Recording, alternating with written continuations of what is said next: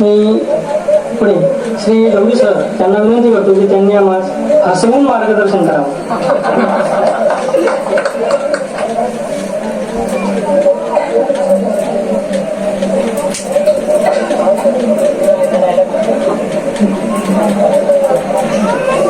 सन्माननीय व्यासपीठ, महाराष्ट्राचे आराध्य दैवत छत्रपती शिवराय सरस्वती यांच्या प्रतिमेला विनम्र अभिवादन करतो.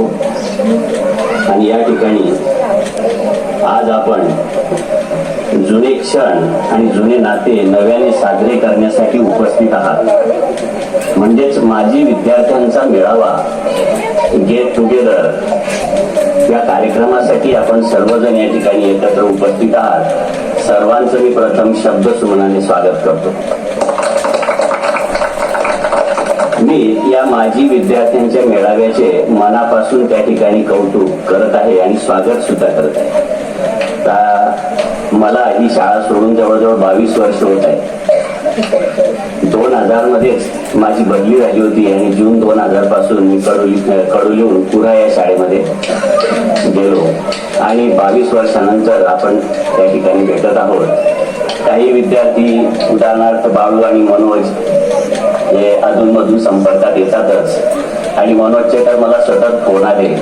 मी सकाळी सुद्धा सांगितलं की माझा 10वीचा अभ्यासक्रम अपूर्ण आहे जरा, पण तरी सुद्धा मी आज सकाळी शाळेत गेलो, 2 पिरियड घेतले.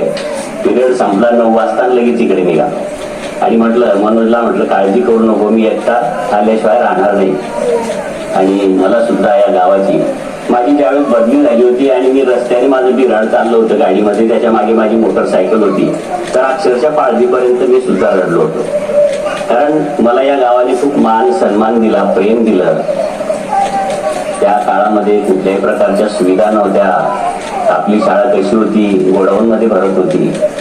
आम्ही बाहेर खुर्ची नव्हती, आम्ही दगडावर बसायचो. त्या सोसायटीच्या बाहेर ओटे होते. शेजारी पाजारी कुठून तरी तांब्यावरून पाणी आणायचे. शेजारी पाजारी इतके खूप चांगले होते, कोळी बांधव होते, परंतु आमच्या शब्दाला खूप मान द्यायचे. अशा प्रकारे कोणी साहेब आलं तर त्यांच्याच घरून चहा पाणी सुद्धा व्हायची. कारण त्या गावात त्यावेळेस आपल्या गावामध्ये 10 वाजेनंतर चहा मिळणं मुश्किल व्हायचं. चहा पाणी करायची मोठा प्रश्न होता. इकडे शाळा आल्यानंतर बरेच वेळा मॅडम यांच्या घरून चहा पाणी यायची. तर अशा प्रकारचा जो कालखंड होता, भौतिक सुविधा कमी होत्या. आपली कंपनीपर्यंत बस यायची, तिथून पायी यावं लागत होतं. तर मला सांगायला अभिमान असा वाटतो की मला या गावातील लोकांनी, कोणी जरी मी स्टँडवर उतरलो तर माझ्याजवळची पिशवी मला घरी न्यावी लागत नव्हती. असा तो काळ होता. ताबडतोब कोणीतरी ते ओझं घ्यायचं. कारण त्यावेळेस शाळा सुरुवातीला नॉन ग्रॅड असताना आम्हालाही पगार नव्हते.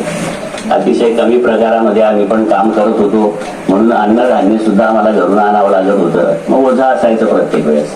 आणि आपल्या गावाला त्यावेळेस बस कशी यायची, 11ची बस कधी 4 वाजता पण यायची, कधी 1 वाजता पण यायची. तरी आपण सगळेजण म्हणायचो की 11ची बस आली. इतका आनंद वाटायचा. एखाद्याला विटांचं ट्रॅक्टर मिळालं बसायला तर खूपच आनंद वाटायचा. पाळजीपर्यंत रेतीचं ट्रॅक्टर मिळायचं. अशा गोष्टी घडत होत्या. कधी कधी पाळजीपर्यंत आम्ही पायी गेलो. एकदा पाळजीहून रात्री 9, 9:30 ते 10 वाजता एकटा मी पायी सुद्धा आलेलो. आणि सकाळी रिझल्ट होता आणि माझी BEdची इंटरव्ह्यू शिरपूरला होती. तर मी रात्री एकटा त्या ठिकाणी अनोळखी, रस्ता पाहिलेला नाही, रात्री अशा ठिकाणी सुद्धा आलो होतो. आणि नेमकं कंपनीजवळ एक बाई बसलेली होती. मला त्या रात्री दिसली, पण मी थोडस शेतात वगैरे जायची सवय होती मला रात्रीची, म्हणून मी काही घाबरलो नाही. पण गावात आल्यानंतर मला लक्षात आलं की गावामध्ये एक वेडी बाई त्यावेळेस आलेली होती आणि तीच ती बसलेली होती. कधी कधी काय व्हायचं, गावामध्ये अशा अनेक आठवणी आहेत, अनेक प्रसंग आहेत. 10 दिवस लाईट चालली जायची आणि मग डायरेक्ट गिरणातून पाणी आणावं लागत होतं प्यायला. कुठे विहीर नव्हती, काही गिरणातून हांडे भरले की आपले विद्यार्थी राहायचे, मदत करायचे. आणि गावामध्ये बाजूला गिरणा होती, परंतु मुठभर रेती कोणीच कोणत्या गलीत आणि अंगणात टाकत नव्हते. कितीही चिखल झाला तरी तसंच वापरत होते. आज गावाचा कायापालट झालेला आपल्याला दिसून येतो. आज मी कांताबाई बांधारा तिकडून आलो आणि गावात जेव्हा प्रवेश केला, कॉन्क्रीटचे रोड दिसले, स्लॅबचे घर. आम्हाला चांगली घरं मिळत नव्हते. वरतून पाऊस पडायचा, खाली जेवण करायचं, कधी पत्र लावावे लागत होते. आम्हाला एक घर असं मिळालं होतं की त्यामध्ये पावसाळ्यात टेस्टर लागायचं खांबामध्ये वीज उतरून. सुद्धा राहिले. आमचे त्यावेळेचे भाऊसाहेब कडोली पुण्याचे ते आले होते. त्यांना कल्पना नव्हती, बसमधून जशी उतरले तसा पाय गेला घुटण्यापर्यंत. फक्त पायवरती आला, चप्पल सापडली. थोडे पुढे गेले, एकदम पडले, सगळे कपडे भरले. असेही प्रसंग त्या ठिकाणी घडलेले आहेत. म्हणून अतिशय हालाकीच्या परिस्थितीमध्ये त्यावेळेच्या विद्यार्थ्यांनी शिक्षण घेतलं, पण विद्यार्थी खूप आज्ञाधारक होते. काही विद्यार्थी इथे बसलेले ते दांड्या मारणारे सुद्धा होते. पण विनोद विषयी सांगावं असं वाटतं मला की तो गणितात खरोखर हुशार विद्यार्थी होता. शालेय शिक्षणाचं गणित त्याचं पक्क होतं, परंतु जीवनाचं गणित सुद्धा त्याने खूप पक्क केलेलं आहे. कारण त्याने ज्या वाढदिवसाच्या तारखा सांगितल्या, या ठिकाणी त्यांनी कोणते फॉर्म्युले वापरले, खरोखरच त्यांनी गणितामध्ये चांगलाच अभ्यास केलेला आहे. आणि माझा विद्यार्थी गणितात हुशार आहे, पण बोलण्यामध्ये सुद्धा अतिशय वाकबगार आहे. या ठिकाणी त्याने जे अस्खलितपणे सूत्रसंचालन केलं आणि आपला कार्यक्रम त्या ठिकाणी खेळीमेळीत ठेवला, ही खरोखरच त्याला एक लाभलेली देणगी असावी वक्तृत्वाची. ही ठराविक लोकांना लाभलेली असते.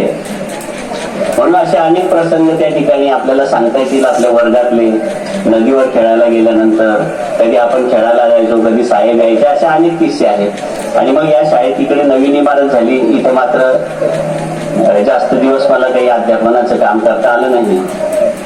तर 2000 पासून मी कुडाळ आपली जी मोठी शाळा आहे त्या शाळेमध्ये शिक्षकाचं काम केलं.